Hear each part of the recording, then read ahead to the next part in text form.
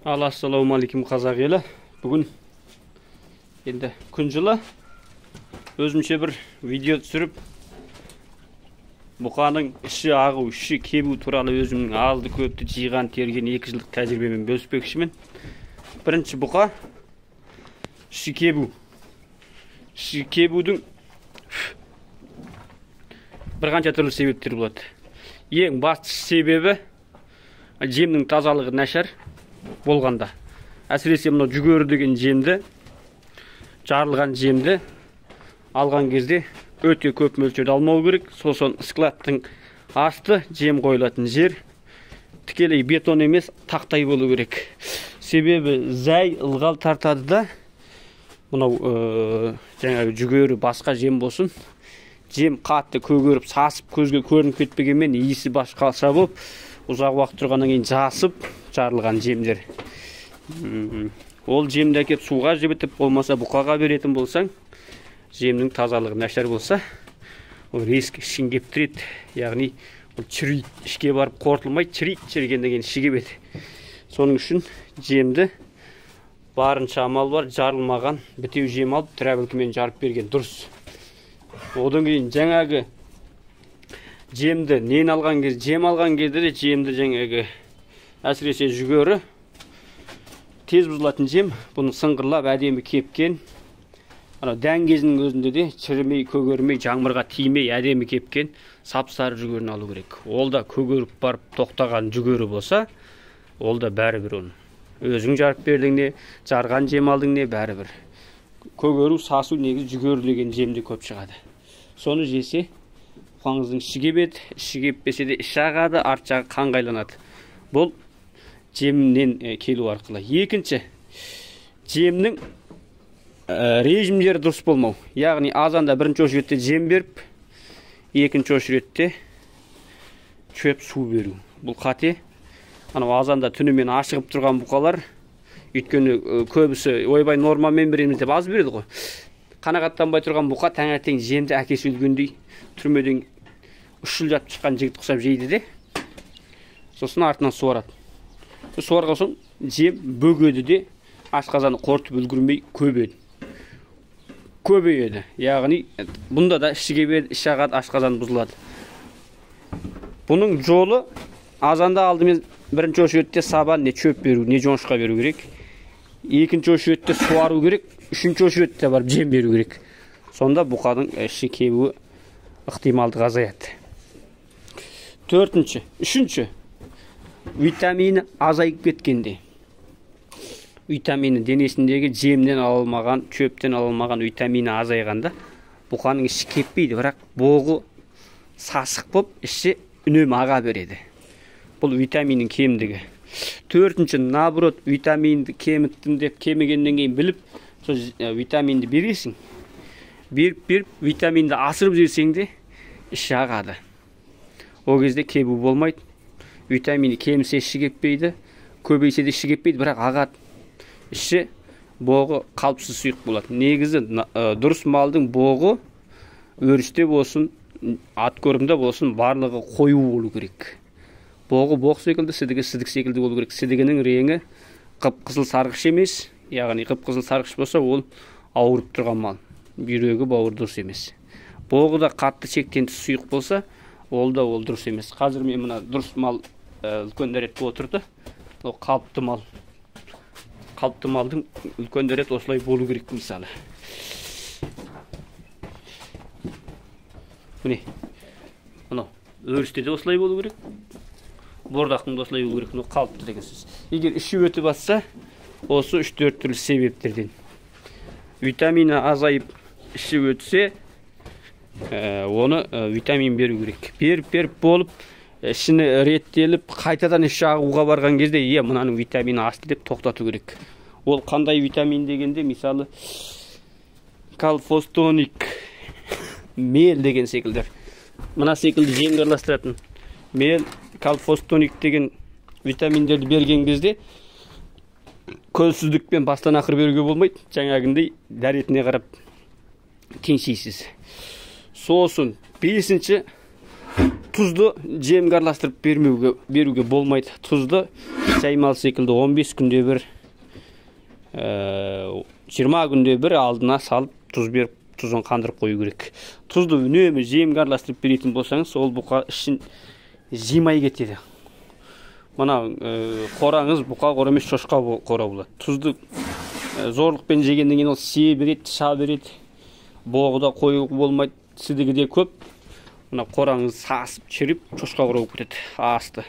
Соның үшін 5 түрлі мен байқаған іш кебу, іш өтудің жолдары, себептері.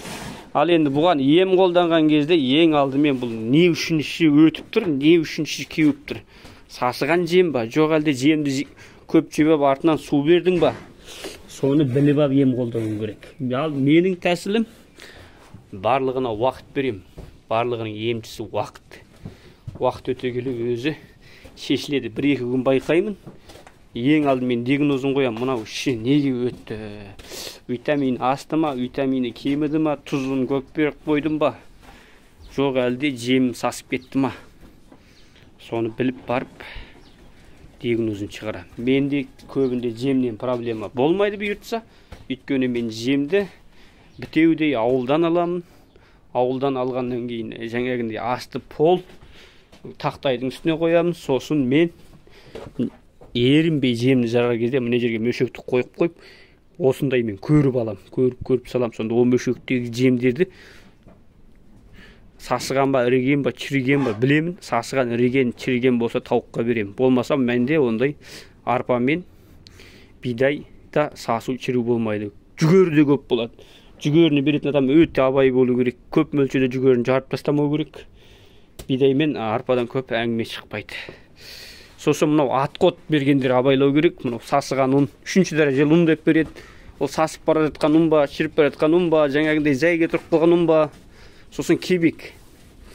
Кебектің ішінде не сықылды атқоттар жүреді. Соның үшін көз жетпейтін атқотқа жүгірмей, таза дән алып, травлықпен жару керек. Сонда бұқаңыздың іш кебуі, іші өтуі аз болады, және сіңімділігі өте жақсы болады.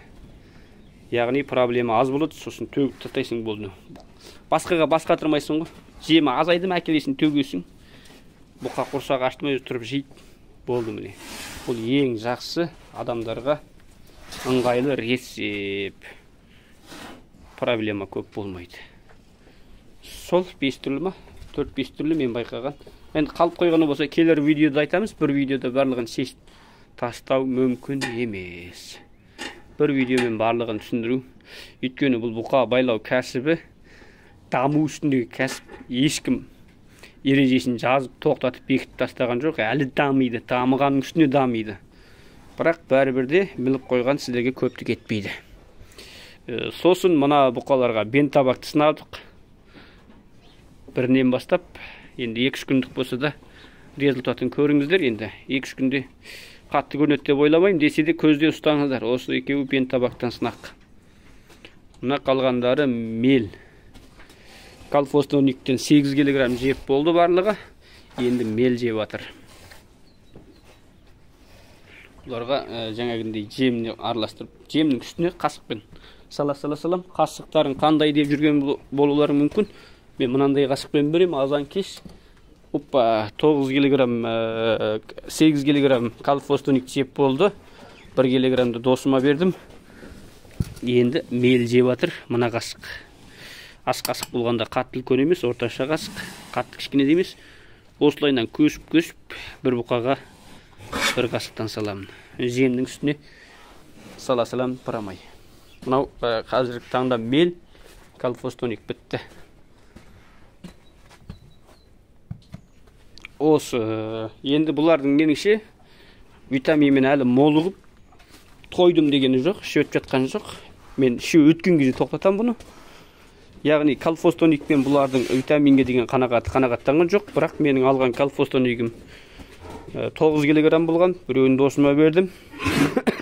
8 кг-ға 2 қорадағы 32 бас, яғни 2 ұрғаштайынша 3 сиыр, 28 бұқадан 8 кг калфостоник аздық жасады. Еш қайсының іші ағып атқан жоқ. жаңағындай витаминмен молығып іші аққанда тоқтатамын.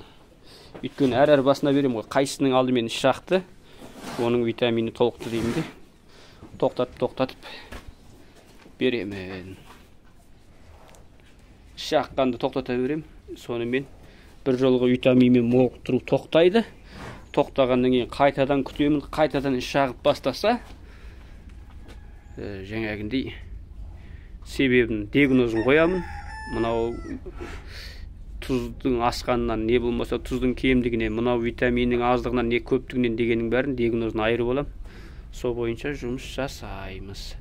Сіздерге де солай жасауды дұрыс деп ойлаймын. Бұның бір тап-таза 2 жылдық еңбек, бақылау.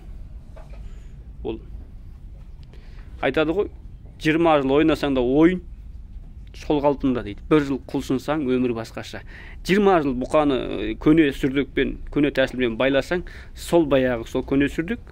1 жыл тер төксең, ол нәтиже басқаша. Соның үшін әр жолы, әр сағат, әр минут, әр уақыт сайын бұны зерттеп, бақылап, сынап отыру керек. Уақытты бекер өлтірмеу керек. Яғни мал байлап атсың ба, барлық әдіс тәсілді пайдалан. Ең тиімдісін тап, ең тиімдісін істет деген сөз. Сол сіздерге айтарым, сіздер де сынап көріңіздер, болмаса бізді секілділердің сынап көрген даяр тәсілін пайдаланыңыздар. Пайдаларыңызға жаратыңыздар. Әлі күнге каналымызға тіркелмеген болсаңыздар, тіркеліңіздер. Бір кісілер мұқтаж болып енді бастап атқан болса, көмек керек болса, осы видеоны жіберіңіздер. Ол кісілер көрсін, керегіне жаратсын. Басқа айтар жоқ. Мынау видео салмай кеттің деген кісілерге видео салайын деген. Негізі дала әлі бізде батпақшылық, жұмыс жасау қиын. Сояқты мотоцикл әлі келген жоқ. Қытай шекарасында тұр, оның очереті кеп қашан өтеді. Қытай шекарасында қанша тұрады? Қытайдан өтіп бері Қазақстан шекарасында қанша тұрады? Алматыға қанша күнде келеді, Алматыда қанша күн тұрады білмеймін енді. Оның бәрін талайымызға байланысты. 10-20 күнде ол мотоциклде келіп қалар. Мынау ауырған Әулиекөл бұйырса тәуір болды. 100 мыңдық бұзау. 100 мыңдық көк бұзау. Алғанда төсі 111 болатын, қазір бұйыртса жаман емес. Бұның бәрі таза еңбек, нәтиже деп ойлаймын. Мынау енді қазіргі таңдағы ең арғы осы болып тұр, өйткені бұл жай кірді. Бұл да 100 мың. Пока жаман емес. Жаман дегенде ешкім жақсына кеп бермейді. Бұлар енді алғанда міне.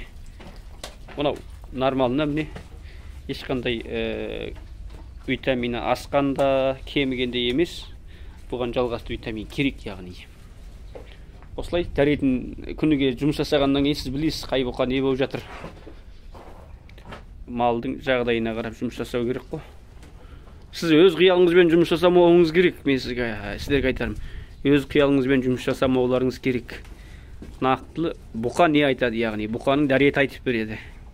Бұқа не айтады, соған қарай жұмыс жасауыңыз керек.